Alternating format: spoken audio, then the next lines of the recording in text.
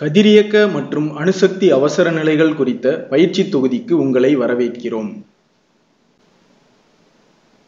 இந்த தொகுதியின் முடிவில் நீங்கள் தெரிந்து கொள்ள இருப்பது கதிரியக்க மற்றும் அணுசக்தி அவசர நிலைகளின் வரையறை, கதிர்வீச்சு மற்றும் அதன் வகைகள், வெவ்வேறு துறைகளில் கதிர்வீச்சின் பயன்பாடு, கதிர்வீச்சு வெளிப்பாடு மற்றும் அதன் வகைகள், மனிதர்களுக்கு அதிக அளவு கதிர்வீச்சின் வெளிப்பாட்டின் தாக்கம், கதிரியக்க மற்றும் அணுசக்தி அவசர நிலைகளில் செய்ய வேண்டியவை மற்றும் செய்யக்கூடாதவை, கதிரியக்க மற்றும் அணுசக்தி அவசர நிலைகளில் தன்னார்வலர்களின் பங்கு.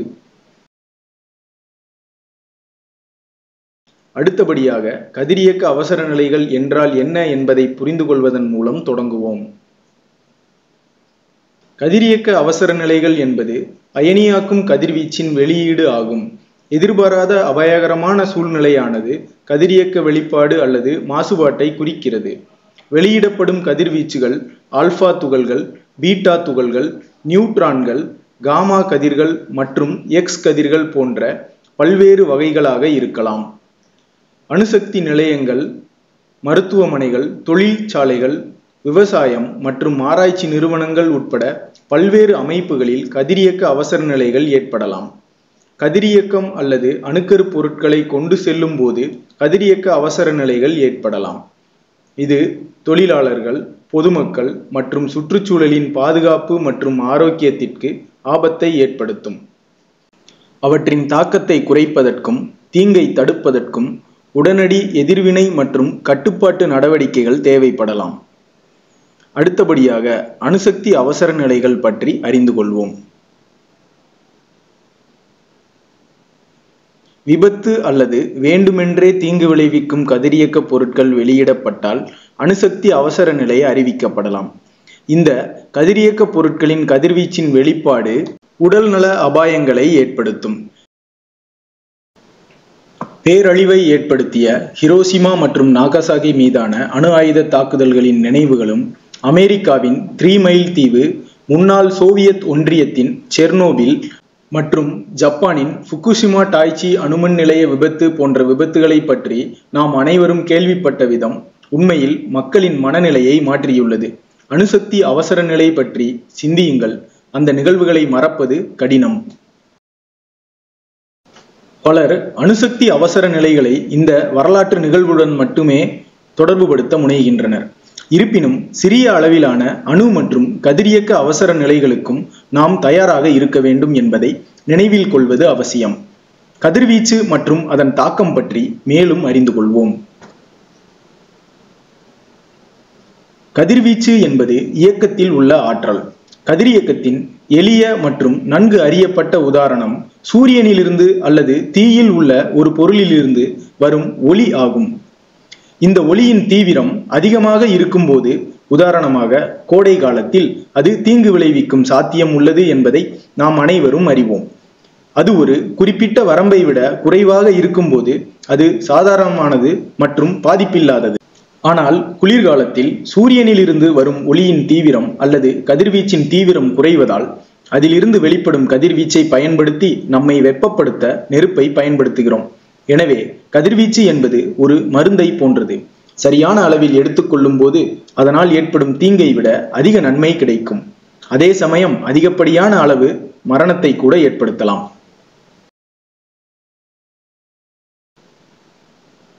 கதிர்வீச்சானது இயற்கையில் அயனியாக்கும் தன்மை கொண்டது அல்லது அயனியாக்கும் தன்மை இல்லாததாக இருக்கலாம். மேலும் அறிய ஒவ்வொரு வகையையும் அழுத்தவும். ஆல்பா துகள்கள், பீட்டா துகள்கள், நியூட்ரான்கள், காமா கதிர்கள் மற்றும் எக்ஸ் கதிர்கள் போன்ற அணுக்களிலிருந்து எலக்ட்ரான்களை வெளியேற்றுவதற்கு போதுமான ஆற்றலை கொண்ட கதிர்வீச்சு அயனியாக்கும் கதிர்வீச்சு ஆகும்.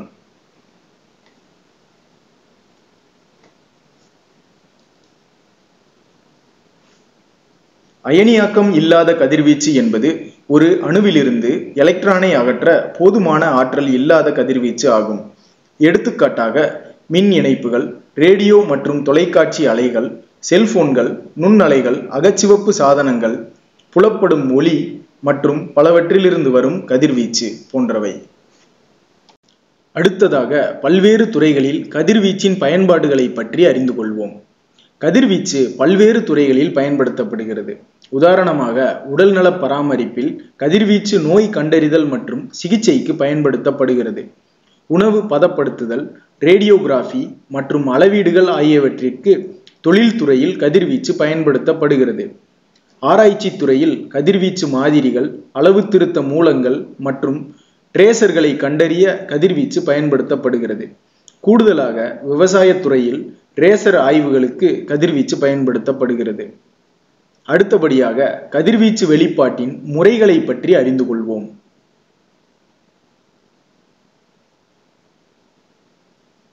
நாம் நடைமுறையில் விண்வெளியில் இருந்து அல்லது பூமியில் உள்ள பொருட்களில் இருந்து நம்மை அடையும் ஒரு கதிர்வீச்சு கடலில் இருக்கிறோம். இது பின்னணி கதிர்வீச்சு என்று அழைக்கப்படுகிறது. பின்னணி கதிர்வீச்சு என்பது சுற்றுச்சூழலில் உள்ள இயற்கை மூலங்களில் இருந்து உருவாகும் குறைந்த அளவிலான அயனியாக்கும் கதிர்வீச்சுக்கு தனிநபர்களின் தொடர்ச்சியான வெளிப்பாட்டை குறிக்கிறது. இதில் விண்வெளியில் இருந்து வரும் காஸ்மிக் கதிர்கள், பூமியின் பொருட்களில் இருந்து வரும் காமா கதிர்கள் மற்றும் மண்ணில் இயற்கையாக நிகழும் கதிரியக்க பொருட்களின் இருப்பு ஆகியவை அடங்கும். எடுத்துக்காட்டாக கட்டிடம், பொருட்கள் மற்றும் பிற சுற்றுப்புறங்கள். இந்த சுற்றுப்புற கதிர்வீச்சு அன்றாட வாழ்க்கையின் ஒரு பகுதியாகும். மேலும் இயற்கையான பின்னணி கதிர்வீச்சுக்கான பொதுவான வருடாந்திர வெளிப்பாடு வருடத்திற்கு 2.4 மில்லி சீவர்ட்ஸ் ஆகும். பின்னணி கதிர்வீச்சு ஒப்பீட்டளவில் குறைவாக உள்ளது மற்றும் தனிநபர்கள் தொடர்ந்து எதிர்கொள்ளும் கதிர்வீச்சின் அடிப்படை அளவை உருவாக்குகிறது என்பதை கவனத்தில் கொள்ள வேண்டும். கதிர்வீச்சு வெளிப்பாடு என்பது உடல் கதிர்வீச்சுக்கு உட்படும் சூழ்நிலையை குறிக்கிறது. 2 வகையான கதிர்வீச்சு வெளிப்பாடுகள் உள்ளன, அதாவது உள் வெளிப்பாடு மற்றும் புற வெளிப்பாடு. புற வெளிப்பாடு என்பது தரையில் அல்லது காற்றில் இருக்கும் கதிரியக்க பொருட்களிலிருந்து வரும் கதிர்வீச்சை பெறுவது அல்லது ஆடைகள் மற்றும் உடலின் மேற்பரப்பில் உள்ளது. இதற்கு மாறாக உள் வெளிப்பாடு ஏற்படுகிறது. ஒரு நபர் சாப்பிட்ட உணவு அல்லது குடித்த பானத்தின் மூலமாக கதிரியக்க பொருட்களை எடுத்துக்கொள்ளும் போது, ஒரு நபர் காற்றில் உள்ள கதிரியக்க பொருட்களை சுவாசிக்கும் போது, கதிரியக்க பொருட்கள் தோல் வழியாக உறிஞ்சப்படும் போது, ஒரு காயத்தின் வழியாக கதிரியக்க பொருட்கள் உடலினுள் நுழையும் போது மற்றும் கதிரியக்க பொருட்கள் கொண்ட கதிரியக்க மருந்துகளை மருத்துவ சிகிச்சையின் நோக்கத்திற்காக உட்கொள்ளும் போது. 2 நிகழ்வுகளிலும் உடல் கதிர்வீச்சுக்கு சமமாக உள்ளாகும். அடுத்தபடியாக அதிக அளவு கதிர்வீச்சுக்கு உள்ளாவதை பற்றி அறிந்து கொள்வோம். அதிக அளவிலான கதிர்வீச்சை கையாளும் போது அது ஏற்படுத்தக்கூடிய அபாயங்களை புரிந்து கொள்வது அவசியம். பெரிய அளவிலான கதிர்வீச்சுக்கு உள்ளாதல் 2 வெவ்வேறு வகையான உயிரியல் விளைவுகளுக்கு வழிவகுக்கும், அதாவது ஜொமாட்டிக் விளைவு மற்றும் மரபணு விளைவு. ஜொமாட்டிக் விளைவு நபரை நேரடியாக பாதிக்கிறது. மரபணு விளைவு நபரின் சந்ததியினரை பாதிக்கலாம். இயற்கையான கதிர்வீச்சு மூலங்களிலிருந்து பயனுள்ள அளவின் வருடாந்தர சராசரி மதிப்புகளை பார்ப்போம். இந்த மதிப்புகள் காஸ்மிக் கதிர்கள், நிலப்பரப்பு காமா கதிர்கள், உள் கதிர்வீச்சு மற்றும் ரேடான் போன்ற உறுப்புகளிலிருந்து அதன் சிதைவு தயாரிப்புகளுடன் நாம் பெறும் கதிர்வீச்சு வெளிப்பாட்டின் அளவை குறிக்கின்றன. இங்கிலாந்தில் இந்த இயற்கை மூலங்களிலிருந்து வரும் வழக்கமான வருடாந்திர பயனுள்ள டோஸ் ஆண்டுக்கு சுமார் 2.4 மில்லி சீவர்ட்ஸ் வரை சேர்க்கிறது. அடுத்து இன்றைய காலகட்டத்தில் கதிரியக்க மற்றும் அணுசக்தி சம்பவங்களின் தாக்கத்தை பற்றி அறிந்து கொள்வோம். இன்று கதிரியக்க மற்றும் அணுசக்தி சம்பவங்களின் தாக்கம் கடந்த காலத்தை விட குறிப்பிடத்தக்கதாக இருக்கலாம். அதற்கு காரணம் நமது மக்கள் தொகை பெருகியிருப்பதாலும் பொருளாதார முன்னேற்றத்தின் காரணமாக இன்னும் மேம்பட்ட நகர்ப்புற உள்கட்டமைப்பு வசதிகள் ஏற்படுத்தப்பட்டுள்ளதாலும் தான். இருப்பினும் இந்த அவசர நிலைகளின் போது சிறந்த உள்கட்டமைப்பு உண்மையில் நமக்கு உதவ முடியும். இது தகவல் தொடர்பு, போக்குவரத்து மற்றும் மருத்துவ ஆதரவை மேம்படுத்துகிறது, மேலும் நம்மை சிறப்பாக தயார்படுத்துகிறது. அடுத்தபடியாக அணுசக்தி மற்றும் கதிரியக்க அவசர நிலைகளுக்கான தயார் நிலையை பற்றி அறிந்து கொள்வோம். அணுசக்தி அவசர நிலைகளை கையாளுவதற்கு அணுசக்தி நிலையத்தின் பல்வேறு சேவை குழுக்களிடையே ஒருங்கிணைப்பு தேவைப்படுகிறது. பொதுக்களத்தில் சாத்தியமான கதிரியக்க விளைவுகள் ஏற்பட்டால் மாவட்டம், மாநிலம் மற்றும் மத்திய அரசு ஆகிய 3 நிலைகளில் உள்ள அனைத்து அதிகாரிகளும் முக்கிய பங்காற்றுவதுடன் திறம்பட செயல்படுவதற்கும் பொதுமக்களுக்கு தெரியப்படுத்தி புறநிலை அதிகாரிகளுக்கு முன்னெச்சரிக்கை நடவடிக்கைகளை எடுக்க உதவுவார்கள். அடுத்தபடியாக இந்த முன்னெச்சரிக்கை நடவடிக்கைகளில் சிலவற்றை பற்றி அறிந்து கொள்வோம்.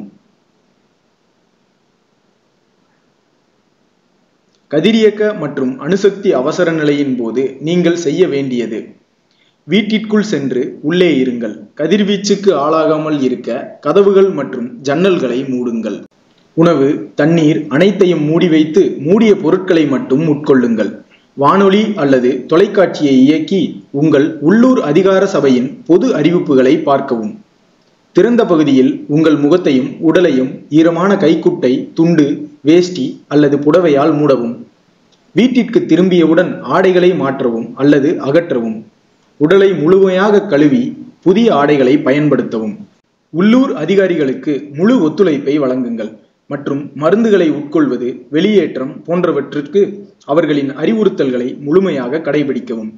அணுக்கதிர்வீச்சு அபாயம் குறித்து நீங்கள் அறிந்திருக்க வேண்டும். குழந்தைகள் மற்றும் குடும்ப உறுப்பினர்களிடையே அணுக்கதிர்வீச்சு பாதுகாப்பு பற்றி விவாதிக்கவும். அவர்களுக்கு கதிர்வீச்சு பற்றிய பயத்தை குறைக்கவும். பீதியடைய வேண்டாம். ஒருவரிடமிருந்து மற்றொருவருக்கு வாய் வார்த்தையாக பரவும் வதந்திகளை நம்ப வேண்டாம்.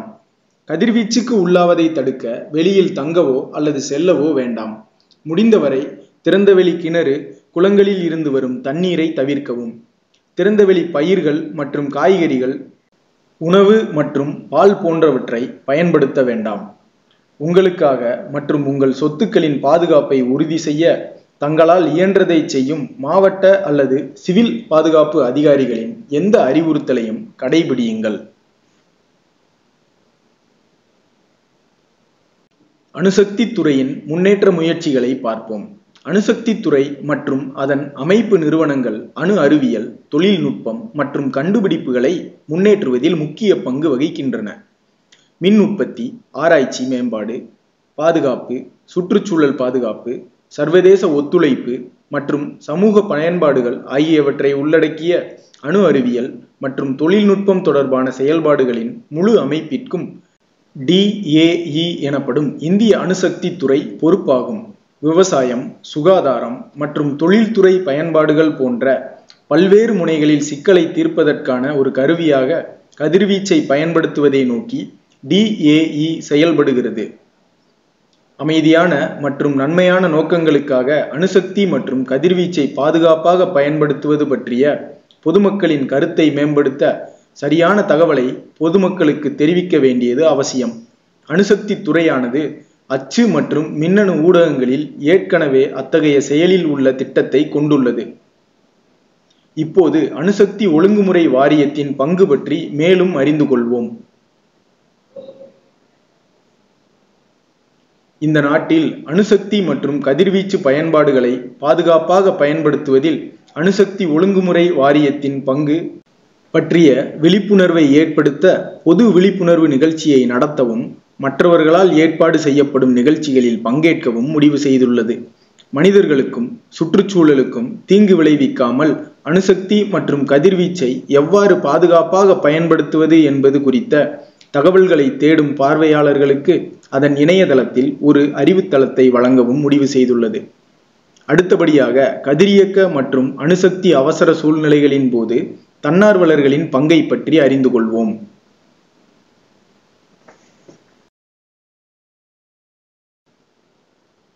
அணுசக்தி கதிரியக்க அவசர நிலைகளில் தேசிய பேரிடர் மீட்பு படையின் பங்கு முக்கியமானது. சிறப்பான பயிற்சியுடன் சிறந்த உபகரணங்களை கொண்டு முதல் நடவடிக்கை எடுப்பதற்கு தேசிய பேரிடர் மீட்பு படை தயாராக உள்ளது. இது சமூக விழிப்புணர்வை மேம்படுத்தி பொதுமக்களுக்கு தகவல் மற்றும் தயார் நிலையை உறுதி செய்கிறது. கூட்டு போலி பயிற்சிகளை நடத்துவது போன்று மிகவும் பயனுள்ள நடவடிக்கைக்காக மற்ற துறையினருடன் ஒருங்கிணைப்பை மேம்படுத்துகிறது. புறநிலை அவசர நிலைகள் உடனடி நடவடிக்கையை கோரும்போது பாதுகாப்பை உறுதி செய்து பொதுமக்களை ஒழுங்காக வெளியேற்றுவதில் தேசிய பேரிடர் மீட்பு படை உதவுகிறது. தேசிய பேரிடர் மீட்பு படையின் நிபுணத்துவம் சம்பவத்திற்கு பிந்தைய நடவடிக்கைகளுக்கு நீட்டிக்கப்படுகிறது. பாதிக்கப்பட்ட நபர்கள் மற்றும் முக்கிய பகுதிகளை தூய்மைப்படுத்தி கதிர்வீச்சை கட்டுப்படுத்த உதவுகிறது.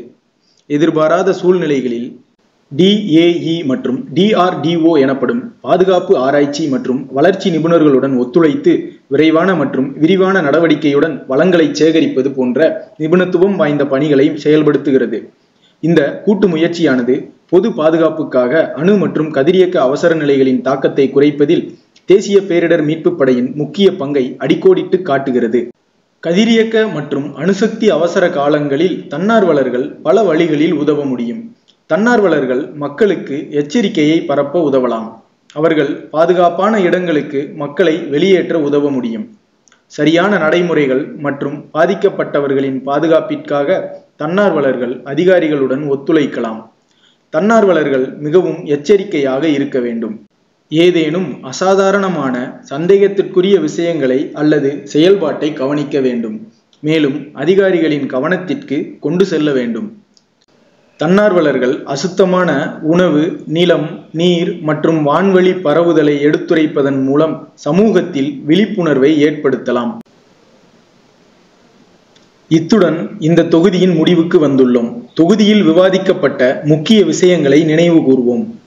கதிரியக்க அவசர நிலைகள் அணுமின் நிலையங்களில் கதிர்வீச்சு மூலங்களை பயன்படுத்தும் போது கதிரியக்க பொருட்களால் ஏற்படும் விபத்துகள் மற்றும் கதிர்வீச்சு மூலங்களை உள்ளடக்கிய தீங்கான நடவடிக்கைகள் போன்றவற்றை ஏற்படுத்தலாம்.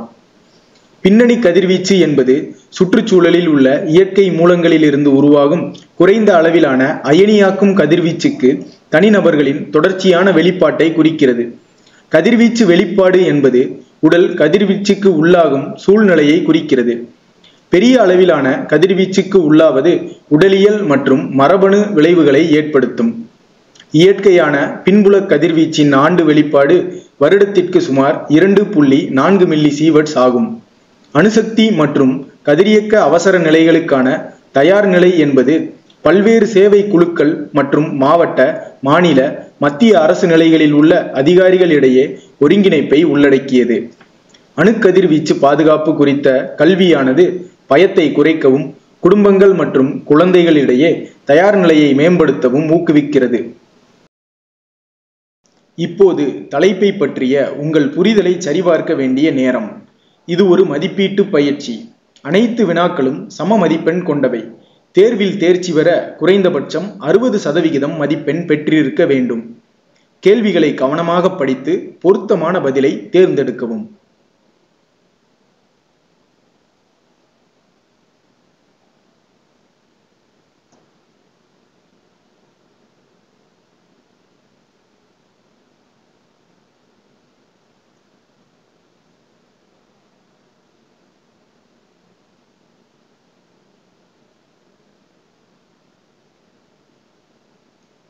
வாழ்த்துக்கள், இந்த பயிற்சி தொகுதியை வெற்றிகரமாக முடித்துள்ளீர்கள்.